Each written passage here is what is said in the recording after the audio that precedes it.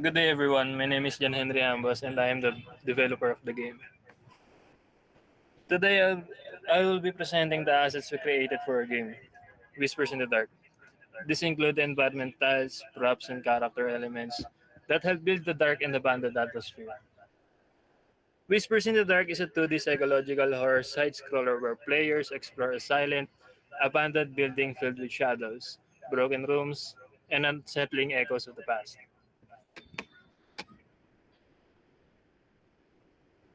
The key assets of the game: character, background images, and other assets. The Survivor. The player controls a quiet and unnamed survivor trapped inside an abandoned building where silence feels heavy and every shadow seems alive.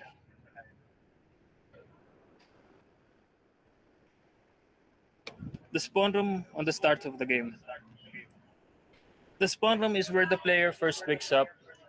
It introduces the atmosphere of the game with dim lighting, abandoned walls, and minimum props. This area teaches the basic controls such as walking and interaction. A locked door and a key on the floor guide the player through their first objective, setting the tone of isolation and confusion.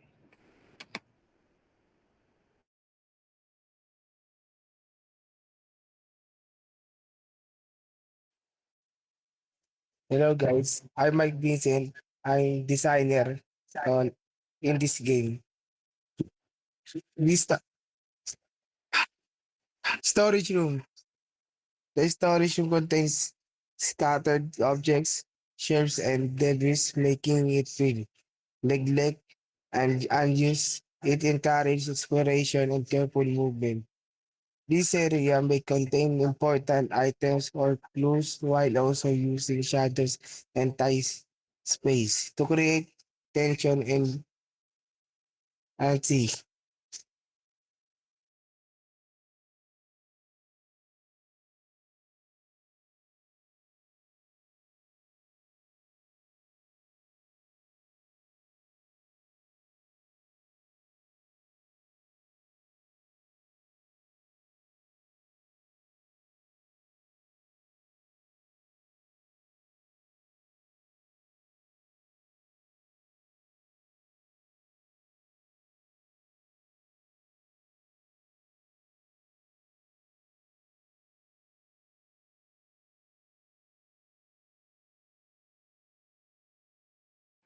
Hi guys, Ratiangko. Multiple doorway. This hallway connects several rooms and acts as a central path in the game. Multiple doors lead to different locations, giving the player choices on where to explore next. The long, dark corridor builds suspense, while distant sound and lighting changes make the player feel constantly watched.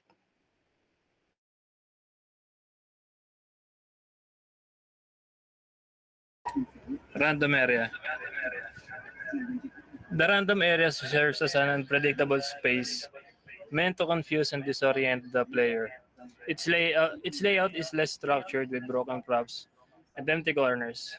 This area focuses more on atmosphere than gameplay, reinforcing the psychological horror aspect of the game.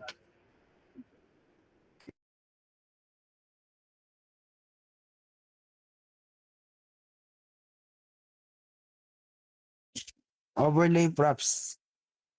Overlay props such as broken furniture, walls, wall stains, debris, and scattered items are placed on top of the main tiles to add depth and realism.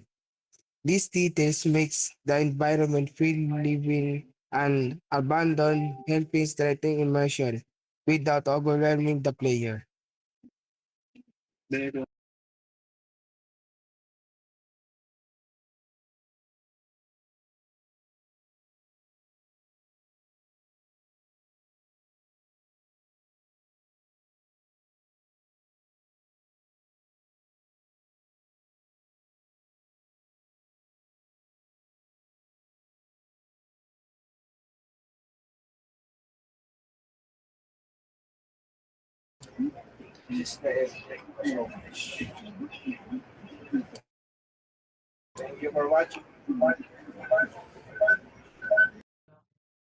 Instead of drawing everything manually, I use long and detailed prompts to guide the AI.